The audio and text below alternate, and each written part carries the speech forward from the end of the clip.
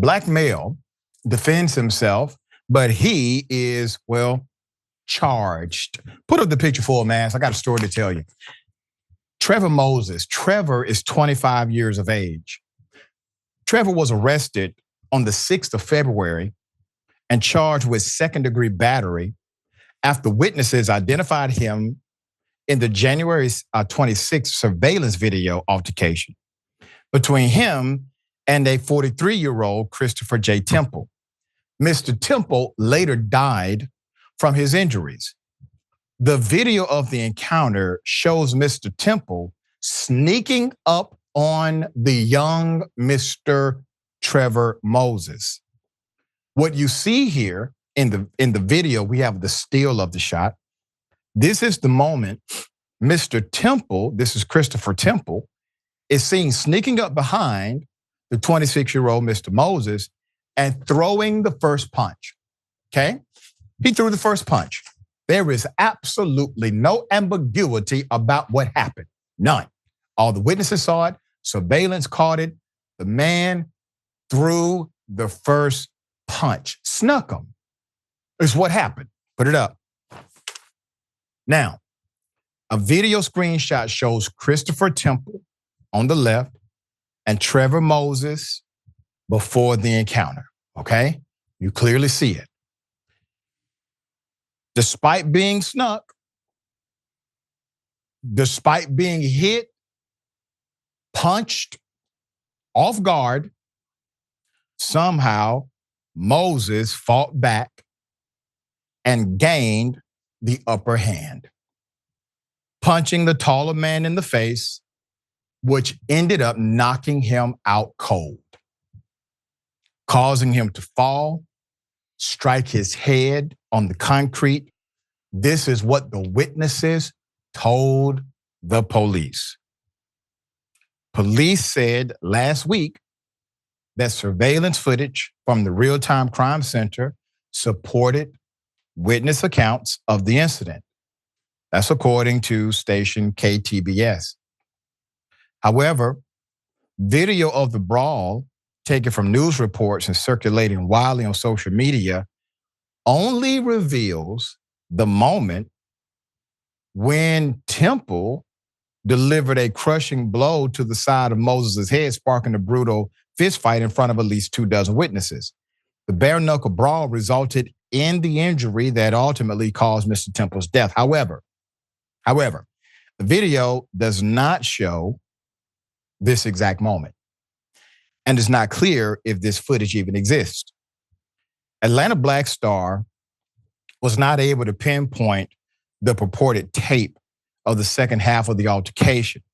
Shreveport Police Chief Wayne Smith and Corporal Chris Bordelon both viewed the entire video and afterwards said Temple may have instigated his own fate, according to KSLA News 12. Quote, "We're very aware of what the public is saying. Obviously, this is a complicated matter," the corporal said. The corporal confirmed the segment of the footage that showed Temple throwing the first punch and striking Moses, leading many online observers to say that Moses was justified to retaliate with a haymaker of his own. However, Moses was arrested a few days after the fight on charges of second-degree battery and released on bail. At that point, Temple was still alive. He underwent surgery before being transferred to the Carpenter's House Hospice, where he unfortunately died on the 15th of February. Authorities are now unofficially calling Temple's death a homicide, as detectives are currently working with the Cottle Parish District Attorney's Office to assess whether murder charges will be filed against Moses. Now, let's go back. There is no issue. This is a homicide, okay? Homicide doesn't mean murder. Homicide simply means, was the death likely caused because of another human being? Well, yes. That's clear. The fight, you can call it mutual combat if you choose, but I would posit that the young Mr. Moses, Trevor Moses, was actually defending himself.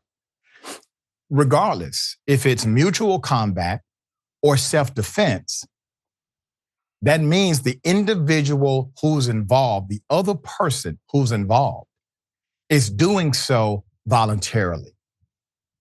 Voluntarily.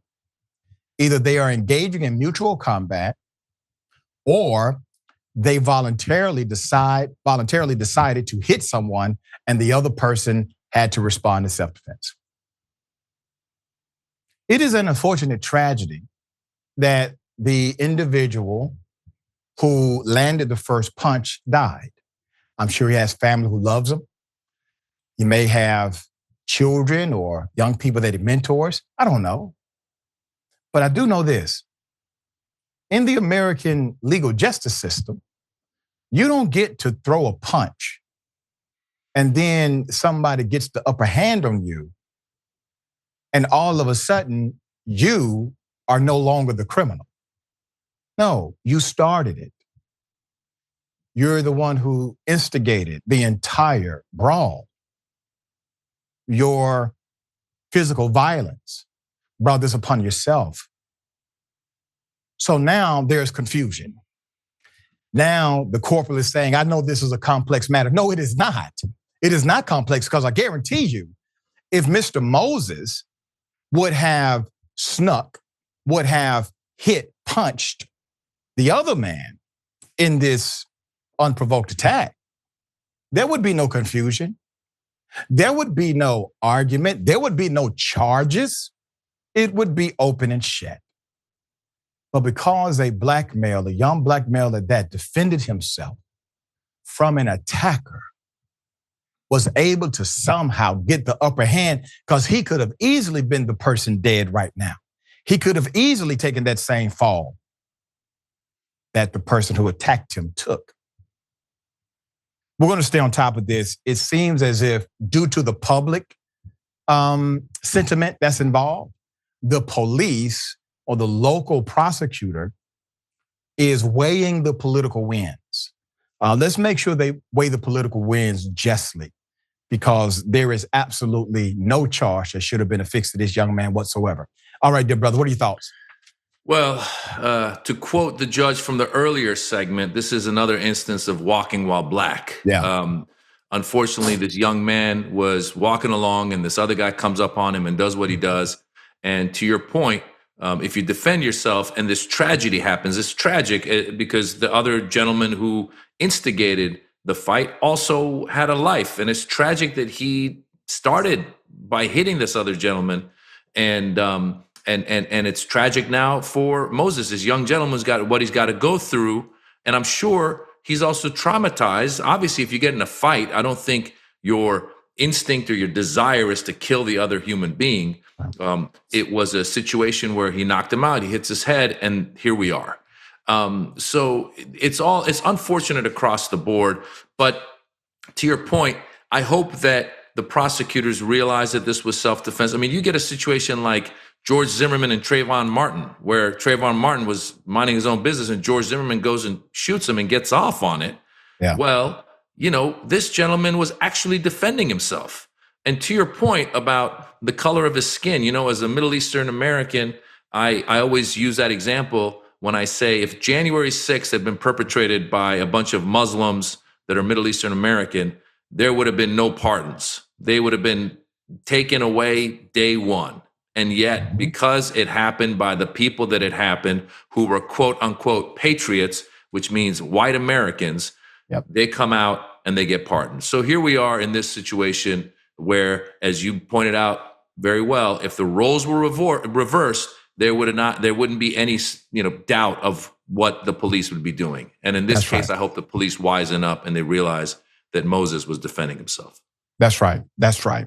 Politics and political pressure be damned. We know good and damn well this man should never have a charge affixed to him for defending himself.